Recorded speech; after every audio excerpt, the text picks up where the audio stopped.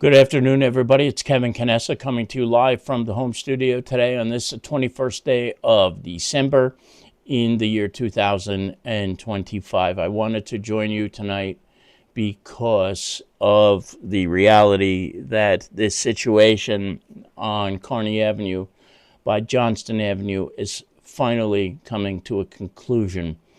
The person who was responsible for the shooting of an arrow that killed a man last night is in custody, and he is being transported to a hospital for a mental evaluation. He has not been charged yet as this suspect, but he did eventually surrender to the Hudson County Regional SWAT team, which had been on scene for numerous hours in the overnight hours of last night going into this morning. A fire broke out, as most of you know by now, in the early morning hours this morning, and it is believed that the same suspect who will eventually be charged with the killing of this poor man on Kearny Avenue will probably be charged as well with the starting of that fire. So there are more than likely going to be some significant arson charges that will also be forthcoming. However, because there was a mental health crisis involved with this, the suspect has not yet been charged, but he will be. Make no mistake about it. I had a chance to speak with Kearny Police Chief Scott McPhee just a few minutes ago, and charges are absolutely forthcoming. So that's very important to know. It's just so that nobody thinks that this guy is going to get away with it because there was a mental health crisis. He will be charged accordingly in due time. This situation, as horrifying as it is, could have been so much worse than it was, were it not for the first responders that we have in the town of Kearny. Whether you start with the police department, who dealt with this situation first, and then the fire, which brought out so many firefighters from Kearny, Harrison, East Newark, North Arlington, Belleville, Jersey City. I could go on. There were probably significantly more fire departments that were on the scene putting out this fire. And imagine putting out a fire, if you're a firefighter, while the SWAT team is positioned behind barricades and shields. And that's exactly what this fire department did this morning when they put out that fire.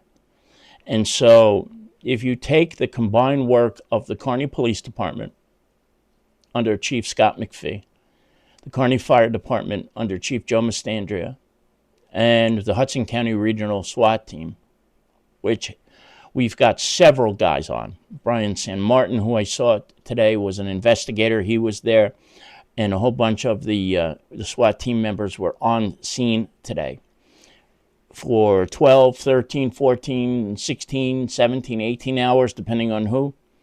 We have it made here. We are very, very lucky, all things considered.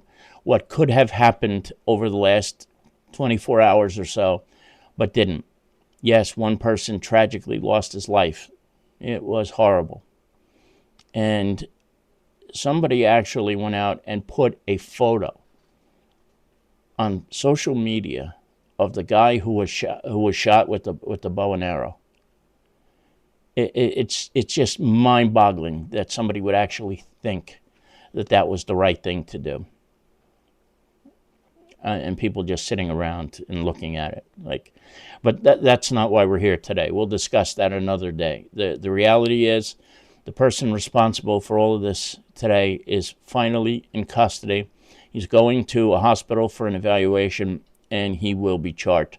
There is nothing official yet on who it is, and hopefully we'll find out what his motive was, to shoot somebody in the back. I don't know. I just can't even fathom that. But hopefully we'll get some kind of clarity in the coming weeks.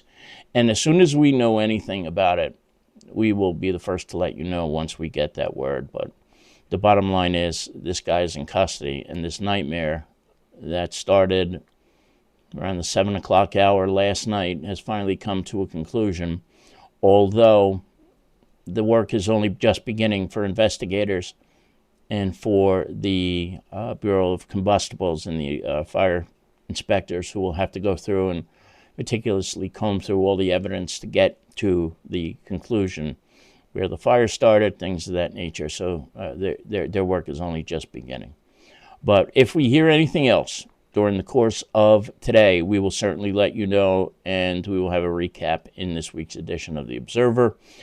And again, to all of the first responders, many of whom were out there for 15 plus hours in the last day, there's nothing other than thank you that is appropriate for the work that they did in keeping the scene very safe and keeping a situation that could have been just utterly horrific from being hardly as bad as it certainly could have been. So thank you to all of the men and women who are out there battling this cold weather too. Let's not forget that. All right, everybody, that's going to do it for right now. Again, we'll come back if we find anything else in the coming hours. Enjoy the rest of your Sundays, everybody. Take care, be safe, and we'll talk to you soon. Bye-bye.